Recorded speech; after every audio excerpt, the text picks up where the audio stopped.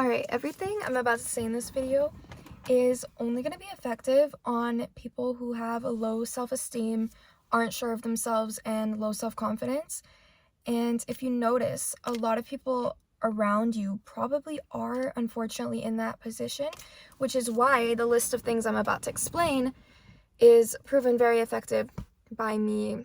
Yeah, this is my own experience, unfortunately. Okay, so these things are not meant to serve as manipulation tactics.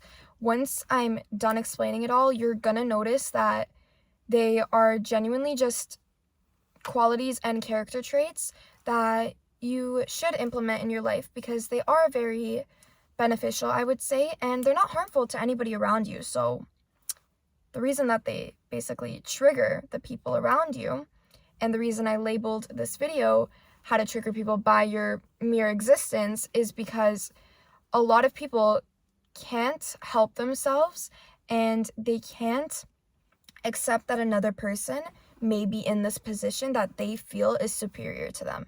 So I'm gonna get into it now. Basically, one of the first things that I always try to maintain in my life is I don't react to anything. And I would I would recommend that you guys also do the same thing. The problem with reacting to things, especially when negativity is sent your way, a lot of the times people are really just trying to get a rise out of you, and it gives them satisfaction when you give them that reaction. When you react badly to something that they're saying and it's so obvious that it has a really big effect on you, they get satisfied. They get off on that because that's what their goal was from the start. And you'll notice that this happens in a lot of situations where you may have gotten screwed over and then you had some sort of reaction to it. And instead of the person taking accountability for their actions and having enough emotional intelligence to apologize or to try to work it out in a healthy manner, they start pointing out your reaction and they're like, oh, look at how you're acting now. Like, this is exactly what I was saying. Like, this is what I meant. Like, oh, you're so this, you're so that. Just because you had a normal human reaction to their actions. But I would say do not react when negativity is sent your way because that's exactly what that person wants from you. Instead, when you act like this person has no effect on you whatsoever, no matter what they say to you, no matter how they're acting towards you, you just couldn't care less. People can't handle that for some reason. It's like this feeling that they're so unimportant and so little in your life that drives them crazy because whatever they're doing, they're not getting your attention. They're not getting your reaction. And that's a hard thing to accept for people who have those insecurities and who aren't willing to work on them. They get triggered by you doing nothing. That's like essentially what it is. Like, you're just sitting there looking pretty, living your life, and that's what they get upset about. Literally because you provided them with no reaction. And this leads into not giving people closure. If you have a situation where you've noticed that you've tried to explain yourself and this other person just isn't getting your side of the story, they're not open to your side of the story, and they don't want to hear you out, then do not bother and go out of your way to explain yourself to somebody who just wants to misunderstand you. They don't want to give you the benefit of the doubt. They don't want to see why you did that thing. They just want to look at the fact that you did this and they're not going to let that go. So not providing people with closure also drives them crazy because they kind of just sit there thinking like, oh, what are they thinking? Like, why'd they do that? What's this? Like, why all of a sudden did they disappear on me? Like, why do they not care about me anymore? And that drives people insane. And the only times that I personally don't give closure to people is when I think that they're not going to appreciate it because I've had past evidence of them not hearing me out, not letting me explain myself properly, and not being open to hearing my side of the story. So once I notice that somebody just wants to hold on to their narrative and they want to push that onto you and they don't want anything else that's going to mess with their idea that you're a villain in their mind, then I don't bother explaining myself. So I just take off at that point, and that tends to drive people crazy because, like I said, they sit there wondering and thinking about you, what you're doing, like what you thought about the situation, how you could go from 100 to 0 in 2 seconds. Like, they cannot handle that. And I always tell people, don't go out of your way to defend yourself. You don't need to. You don't owe anybody any explanations. And if they're coming at you for literally not explaining yourself when you have the right to, I was going to say remain silent, when you have the right to just stay quiet in your own space and not give that person your energy, it's crazy. I mean, it just ends up that way. And the thing is, the last thing people want to feel is that they meant absolutely nothing to a person. The absolute most gut-wrenching feeling is that a person moved on like you were nothing, and that no matter what you say, no matter what you do, they just don't care. Like, they're so unbothered that they just don't care about what you have to say or do, and that's what gets people. So if you had a situation and you're trying to move on from it, maybe like a relationship ended, maybe a friendship ended, and you're trying to move on with your life, do that in silence.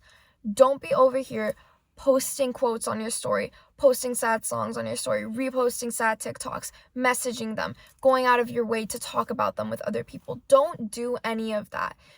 Live your life and move on in silence, and you'll see the reaction that you're going to get from that person, because most people expect other people to reach out and go crazy over this and yell about that and explain themselves on this. But when you don't, and you just stay silent and you move on like that person meant absolutely nothing to you, they had no effect on you whatsoever, your life has not even changed, it has only gotten better ever since they've left, there's no doubt they're gonna go crazy about that.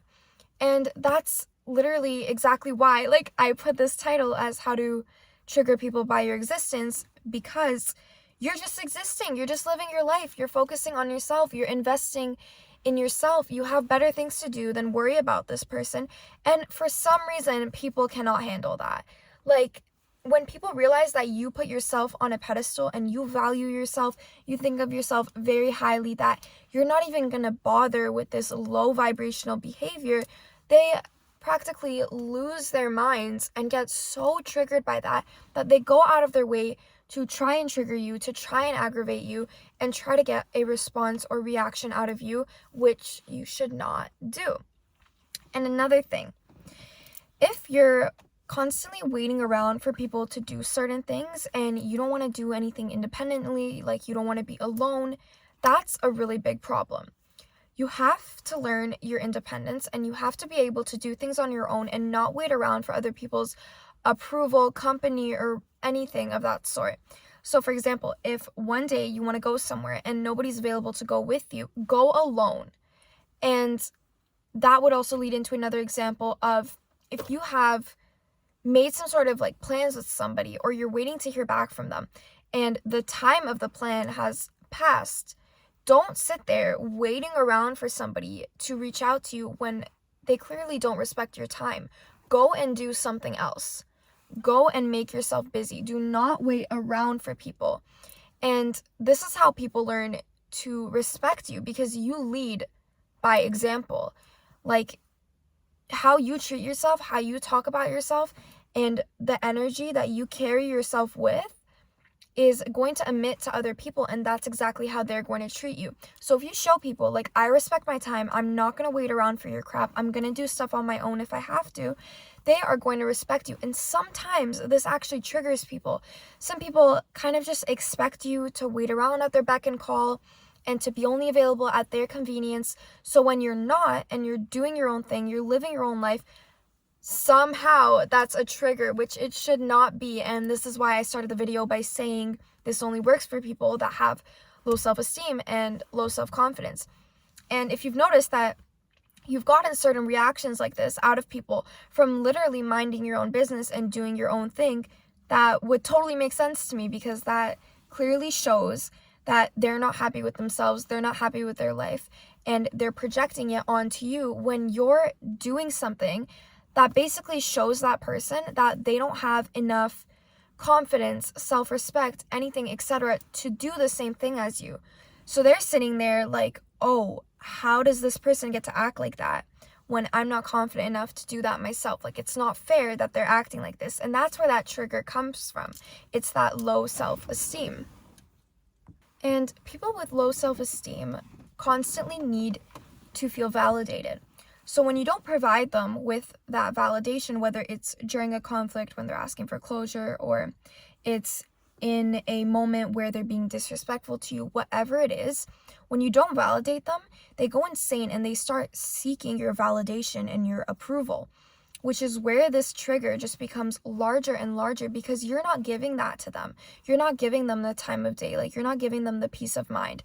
So they end up literally losing it over you and becoming so triggered just because you don't care about what they have to say or do, and because you're minding your own business, which is honestly ridiculous if you ask me. But another thing I can think of is sometimes the people around you are unfortunately out to get you, and you're gonna notice that some of your friends, maybe ones in the past, maybe ones you're gonna meet in the future, don't exactly want to see you doing well.